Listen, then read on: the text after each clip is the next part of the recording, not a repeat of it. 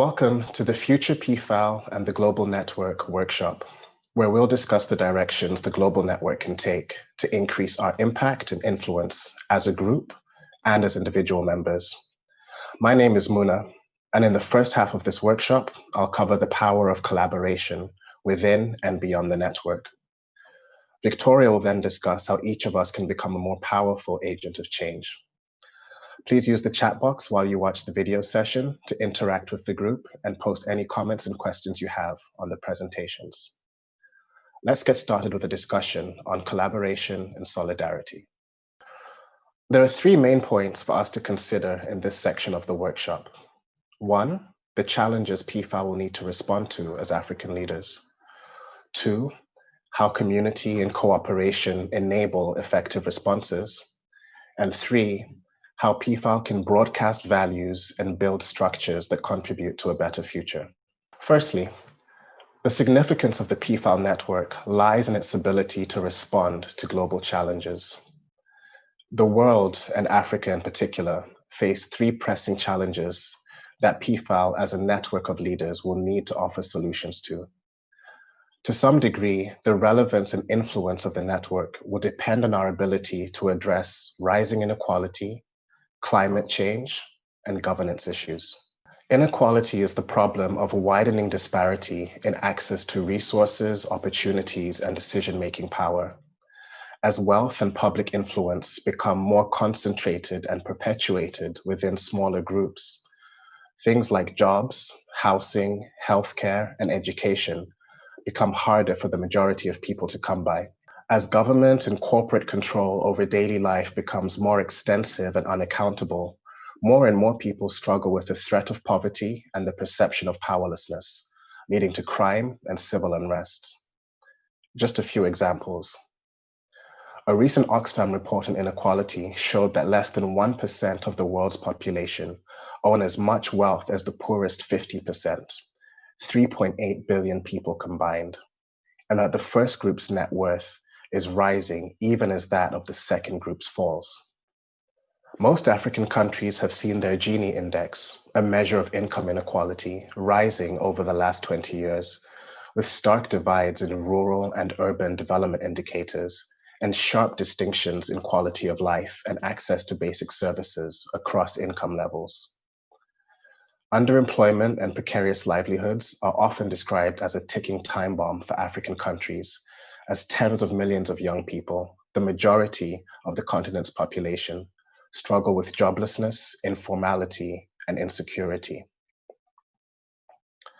This inequality is driven by multiple factors, including the financialization of capitalism, the increasing influence of global corporations relative to national governments, wage stagnation and casualization of labor, and the monopolization of politics by small groups of elites. Addressing these trends will require alternative approaches to basic services, business, and politics. The rules and norms of economic and political activity must be changed to increase transparency, inclusion, and accountability, and we need to develop different economic and governance systems than those that tend towards crisis. Climate change is the problem of environmental degradation driven by human settlements and activities, with the effects of pollution and global warming reducing the quality of life and sustainability of livelihoods worldwide. African communities experience some of the worst consequences of climate change, including lower crop yields, worse droughts and famines, and coastal flooding from rising sea levels. A related danger is the destruction of animal habitats, exposing human populations to new animal-borne diseases and contributing to violent conflict over increasingly scarce natural resources. Climate change is driven by over-reliance on fossil fuels, pollution and deforestation from large-scale agriculture and industry, and wasteful consumption patterns. African countries are not the leading contributors to these trends, but following the economic development and lifestyle patterns of higher contributing countries will only worsen the problem. The crisis of governance is the reduced credibility and competence of governments worldwide in managing political and economic affairs, decreasing public confidence in the democratic process, and growing dissatisfaction with its outcomes. African citizens, along with those of other continents, feel less well served and represented by their governments. Popular frustrations show up in increasing voter apathy, public protests, separatist movements, and violent conflict. Recent examples include coups in Zimbabwe and Mali, a separatist movement in Mozambique, and anti-government protests across the continent driven by issues ranging from police brutality to corruption and disputed elections. This crisis is driven by the failure of elections to produce governments that reflect the interests and priorities of the public, and the failure of governments to implement policies and deliver services.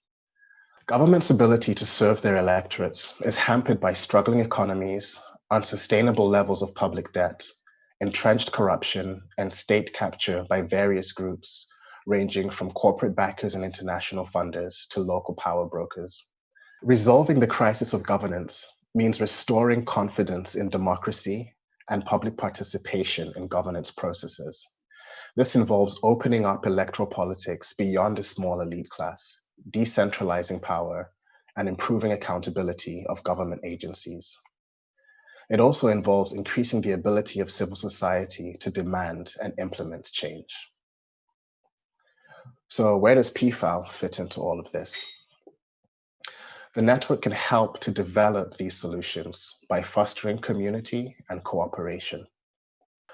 Because these challenges arise from individualistic and exploitative approaches to business and politics, addressing them will require solutions based on a sense of social responsibility and interconnectedness. The challenge for PfAL is to start and support initiatives that build social cohesion and collective power in African communities, and that inspire people to work together in mutually rewarding ways. Community is the first principle to emphasize here, because civic engagement and solidarity can counterbalance the destructive trends of financialized capitalism and democratic erosion by moving the continent away from activities that tend to exploit, extract, and exclude, and systems that dominate, divide, and disadvantage people. Strong relationships and active communities even the power balance between individuals, corporations, and governments. And PfAL can support community building by being leaders that do a few things. The first is to build from the inside out. We should think of personal character development as the first step to positive change in the world around us.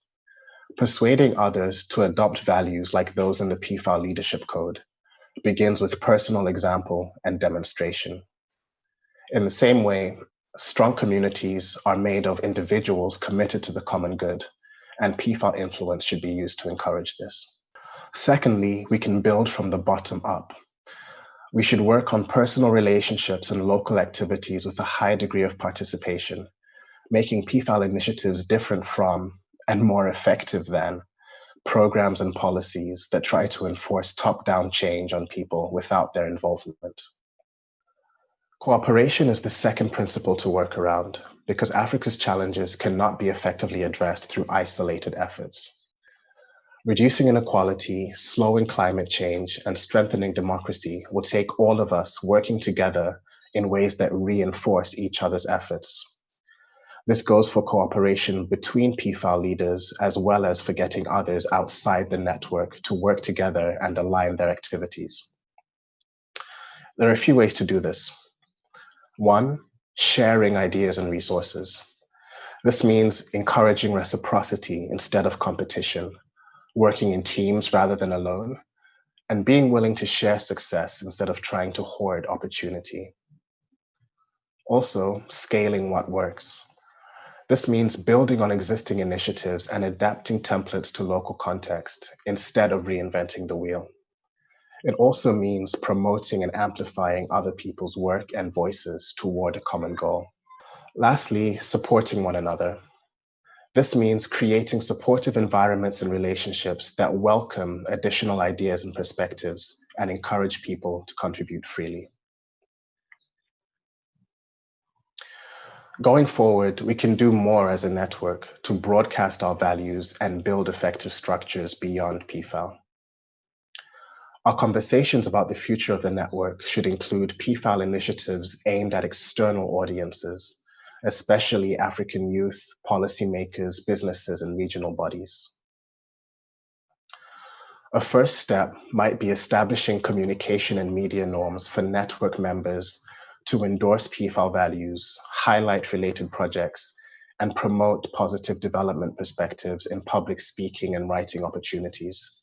This could be supported by the network maintaining a crowdsourced database of relevant information for PfAL members to draw on in speaking and writing opportunities. Secondly, a mobile newsletter highlighting network activities and alumni experiences would also help to share PfAL values with the public. This could take the form of a short, shareable PDF document sent out monthly to a subscriber list. The South African newspaper Mail and Guardian is a great example of innovation in this area with its WhatsApp-focused The Continent publication. We could also work on creating and taking more opportunities for PfAL members to participate in external conferences, panels, and committees. A network database of alumni expertise and qualifications would make this easier and help to increase the collective influence of the network.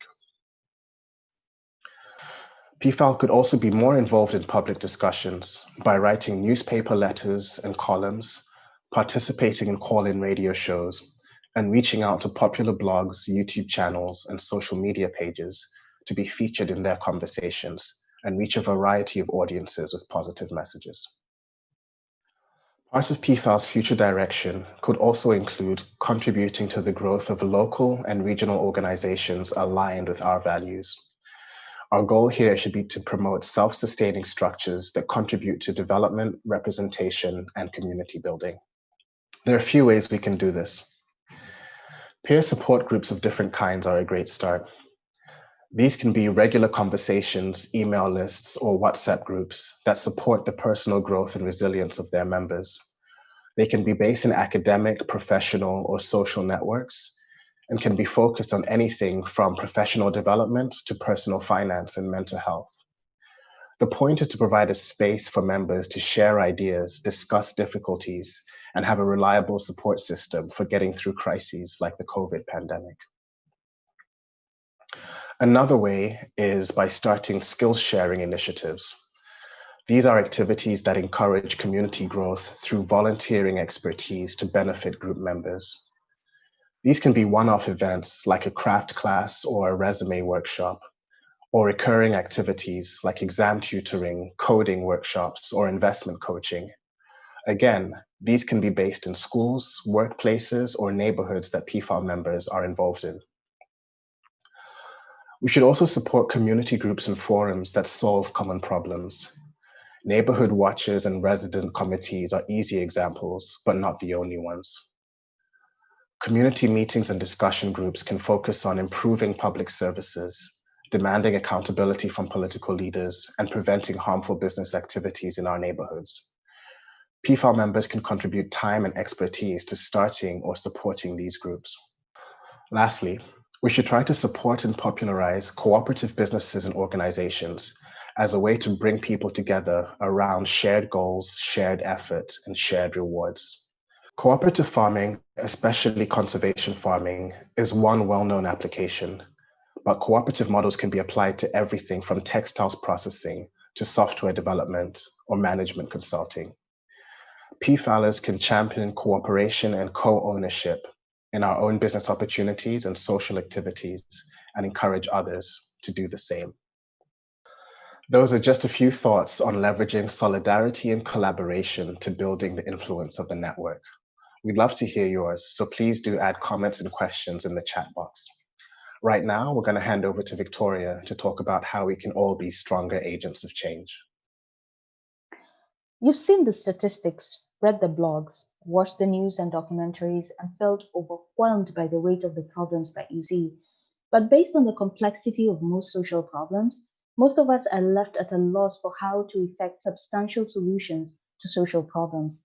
In this video, I'm going to delve into the key components fundamental to navigating social change, then walk you through 3 major ways we can become powerful social agents using real-world examples from ordinary people. My name is Victoria, and as mentioned by my colleague Muna, please feel free to use the chat box to post any comments or questions you may have regarding the presentation. So let's begin. Is social change even possible? I draw on the complexity of social change from one of my favorite franchises, The Matrix. Spoilers ahead, and this has nothing to do with my obsession with Keanu Reeves. The first installment takes us through the life of a hacker named Neo, who quickly learns that humanity lives in a digital illusion created by machines which use human beings as a renewable energy source. He later joins the human resistance and is quickly proclaimed as the one because only he possesses the greatest power to free humanity. However, in Matrix Reloaded, the plot thickens as Neo finds out that he's just an anomaly in the system that the machines already predetermined and prepared for. In other words, Neo's exceptionalism is just another part of the system's design to keep human beings enslaved. Neo's naivete was thinking that a simple solution to matrix control was to switch off the machines. But what he failed to realize was how humans depended on machines for sustenance in the first place.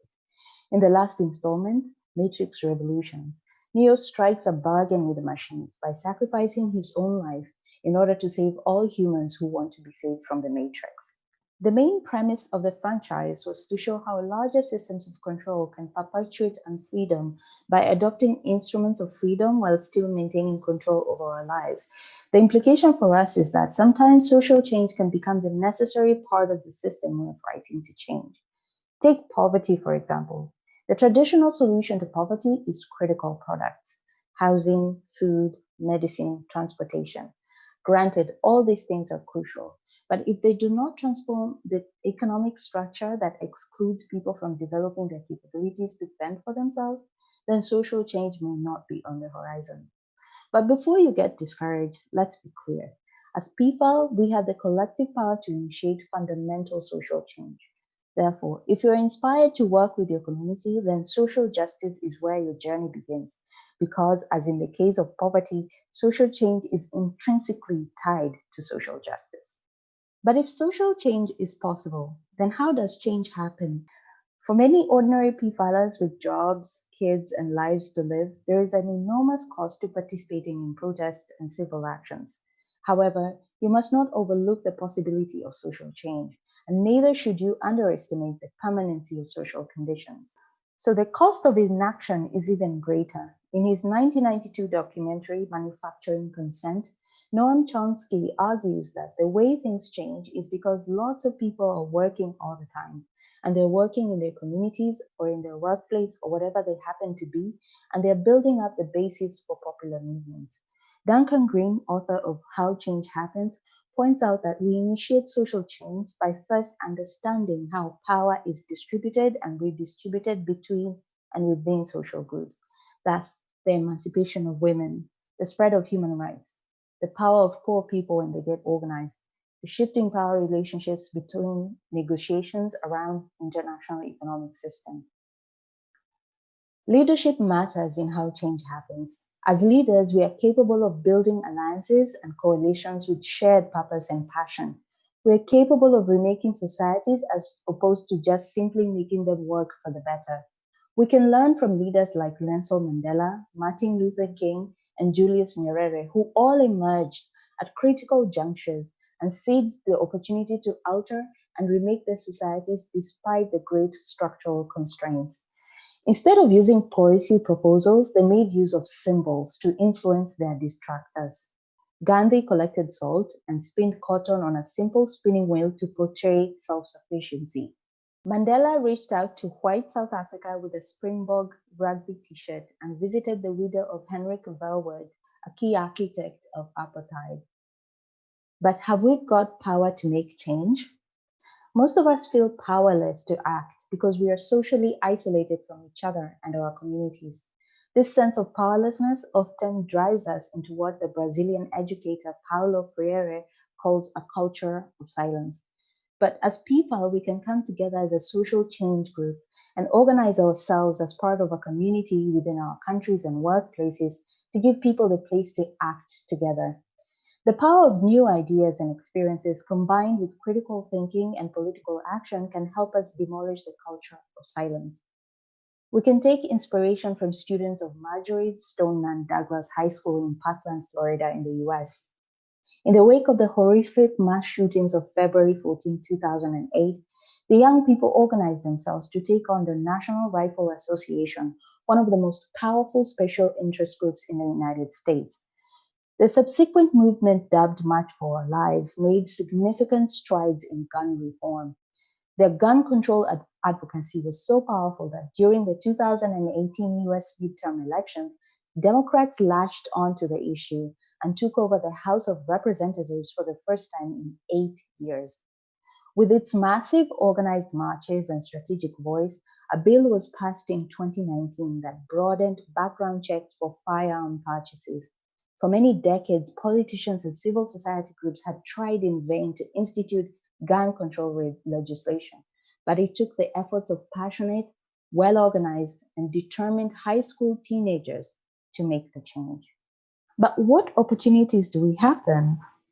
There's a substantial vacuum that has been left by the declining trust in media, government impotence, social media mistrust with the fake news, YouTube and Twitter censorships. In most developing countries, activism is fueled by a number of factors, including increases in access to education, literacy, greater access to political arena, and the massive spread of norms around justice and human rights. Our cities have also become hotspots for political activity, where different social groups battle each other: workers versus employers, activists versus government forces, service providers versus users. Technology plays a huge role in connecting and networking with larger groups of people. But do we have capital for social change, though? Cash and skills are important, but partnerships are just as valuable. Nipun Mehta, founder of Service Space, makes a case for intrinsic motivations, meaning growth, compassion, knowledge, purpose, and fun for social change. His volunteer-run organization leverages technology to encourage everyday people around the world to do small acts of service. From a small experiment with 4 friends in the Silicon Valley, the movement now has over 400,000 members and has delivered free services worth millions of dollars. For him, if money is our only metric, we begin to assume that everything has a price tag, and in the process, we lose track of the priceless. He gives concrete examples of people motivated by intrinsic motivations, including Mother Teresa, who had over 400 centers in 102 countries without a fundraising strategy. Others include Linux, which surprisingly rivaled Windows in popularity, Wikipedia, which boasts over 100 million volunteer hours donated. For him, the success of his organization is attributable to 3 key principles. One, an abundance of social capital; an abundance of synergy; and an abundance of subtle capital. This concept is being utilized by Ramlal Jadhav, a rickshaw driver based in Gujarat in India, who doesn't charge his customers but asks them to pay forward whatever they deem fit. He also encourages his customers to write reviews on their experiences being driven in his auto. It might look like a small gesture, but Jadhav is engaged in a massive movement that seeks to redefine what capital is. So, what avenues of social change do we have? Ideas. As a change agent, you need to develop the correct mindset. Most of us tend to be handicapped by permission culture, that we need to be invited and given the correct tools and resources to effect change, that we need to find ourselves within established organizations such as the UN, or that our lifestyles need to permit us by providing us ample space and time to engage in social causes. However, with creative ideas, we can carve out a slice of resources and opportunities available to us to make change. Take Elliot Higgins, for example. Higgins is a citizen journalist and blogger who investigated the Syrian civil war, Russian military intervention in Ukraine, and the downing of Malaysian Airlines Flight 17, the poisoning of Sergei and Yulia Skripal, all while seated in front of his laptop at home. He later founded Bellingcat, a website for citizen journalism that capitalizing on open source information, such as videos, maps, and pictures to investigate war crimes. What's impressive about him is that he previously worked in finance and administration and began blogging out of his spare time about the Syrian civil war when he was unemployed and taking care of his child at home. At one point, he scouted up to 450 YouTube channels on a daily basis, looking for images of weapons and tracking when new types appeared in war, where, and with whom. This coming from someone who had no previous background or training in weapons. He became the first person ever to report on the Syrian government's widespread use of barrel bombs. When he launched Bellingcat, it was financed through a Kickstarter campaign, and it currently has 8 volunteers. He has since been invited by various organizations to co-author reports on war and has been praised by various human rights groups, journalists, and non-governmental organizations for his work. Through his access to social media, YouTube, and Google Maps, Higgins has been able to reveal more about war than well-established government agencies. This goes on to show how ordinary people like us, with creative ideas and simple resources, can make a difference. The next aspect of change we have is voice. To become a powerful change agent, you must first be honest with yourself. What causes do you really care about? What keeps you awake at night? Oil spills, high taxes? Your desire to pursue any interest of justice is deeply and intricately connected to your self-interest. We're all conversant with a lot of issues, but there are very few things that we're willing to give our energy and time to. Stories are a powerful way of communicating our causes and moving people to action. They are the basis for the emotional connection needed for change. They are also an effective way to communicate value to others. During his 2008 presidential campaign, President Obama tapped into the narrative around his inexperience by giving his followers an impression of a strong grassroots campaign. This motivated his supporters to enlist into a larger Obama story involving ordinary people engaging in political campaigns for the very first time. A key characteristic was how he framed urgency of problems by connecting the sense of self, meaning his immediate desire for change, with us, meaning the disenfranchised Americans of all races who also desired change. Greta Thunberg's messaging is also powerful because of how she frames urgency by asking for immediate action against climate change. We must act now. Greta makes incredibly good use of her personal story about Asperger's syndrome, her experiences of campaigning, her anxieties and frustrations to create accountability. By utilizing calculated vulnerability, she shares her personal stories of her journey so as not to alienate her audience. For her followers, she is not a superhero, but a normal person who is extremely passionate about her cause. Subsequently, her powerful movement, Fridays for Future, was adopted by millions of young people across the world. If people feel like change is on the horizon, they're more willing to stand up and act. The formula is self, us, now. So don't just tell people what you care about. Share your story in a way that helps explain why you care. Such stories will help you build the relationships needed to help transform people's lives. Communication is central to social change, and media can act as a powerful tool for communication. As a social change agent, how then do you go about using the media to promote human rights, social or environmental justice? How do you get the media to tell your story? Or how do you make your own media? The following are key strategies you could use. 1. A story-based strategy to tell compelling stories and capture media attention. One of us, Zainab Haruna, recently started a project for an ebook by soliciting submissions of personal stories around identity and representation. By telling compelling stories, the project has great potential for gaining publicity in the long run. The second strategy you can use is capitalizing on the media gullibility to get to a target. A vice journalist named Uber Butler established a fake restaurant at the back of his house and named it The Shed at Dulwich. Over the course of 8 months, he used numerous fake reviews to get his fake restaurant to the #1 spot on TripAdvisor in London.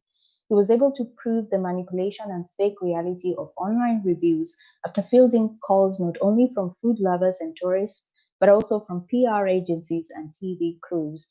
His experiment gathered 6 million views on YouTube and the attention of major international news media. This was a creative tactic for engaging the media and challenging the wider public's perception about the realities of online reviews. Such stories present us with the opportunity to reflect and share different creative approaches to engaging the media. One last strategy you can use is using the symbols of the media bias to galvanize a movement. Writer and producer Awa Farah collaborated with filmmaker Alice Adi to express her experience as a British Somali woman at Cambridge University in a documentary that seeks to draw attention to themes of marginalization and belonging. The piece got the attention of The Guardian. Another strategy is symbolic satire.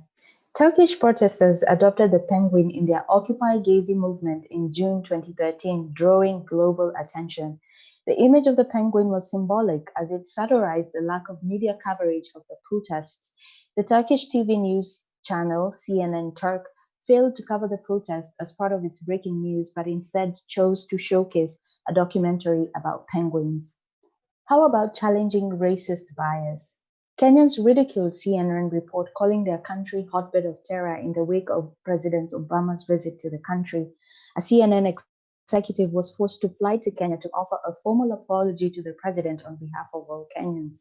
This forced mainstream media about framing and perceptions of the continent and is a powerful tool of engaging the media. The last aspect of change I will talk about is action. Social change needs community. Within PfAL, there's so much energy and creativity and power that has not been fully tapped into. One way to unite all PfAL members beyond conferences and forums and occasional communications on social media is installing a change agent program to keep us more engaged and connected to each other. To motivate and develop even more change agents, we can engage experienced leaders and talent among us for coaching and development. The change agents could come up with possible initiatives in collaboration with the PfAL country coordinators and members. This can be an opportunity not only to build stronger relationships, but also to tap into various professions and skills and share experiences and ideas. Individual change agents can also seek opportunities to network with like-minded members of the PfAL community, volunteer for projects run by PfALers, or mobilize others for a campaign. There are also many opportunities for PfAL to mobilize and organize during critical junctures on issues we care about. George Floyd's death provided a critical moment for the Black Lives Matter movement, just as the case surrounding Harvey Weinstein was a catalyst for the Me Too campaign. One of the biggest assets we have as PfAL is the opportunity to empower regular people as community organizers. As change agents, we can capitalize on locally available resources to draw people together towards solutions. Take the following stories, for example. In December 2019, several church pastors in Kahawa West area of Nairobi in Kenya partnered to ease the burden of low-income earners through a food subsidy program. The participants of the program were given link cards that allow them to only pay half of the amount for goods they purchased. The pastors had a bottled water project where they sold the water and used the profits to subsidize the purchase of basic food items like maize flour, sugar, and cooking oil. The long-term hope for the pastors is to influence government policy to adopt their model to offer reprieve to even more Kenyans going through hard economic times. Their stories caught local media attention, who featured them. Ownership is key in any social movement, and this was perfectly exemplified by Geraldo Calderon, a change campaigner based in El Salvador. The city is known for its high crime rate, but to challenge the perception of insecurity, in 2014, Gerardo and a few of his friends decided to take a short 4-mile run in the city. After several weeks, the movement began to gain momentum, recruiting an extra 35 people for the weekly run. 2 months later, the number increased to 200 people. And after 3 years, over 500 runners began running twice a week, and they managed to transform the city into a much safer one. So to conclude, you have the knowledge, you've got the templates, you've got the power. Now go forth and make the awesome changes.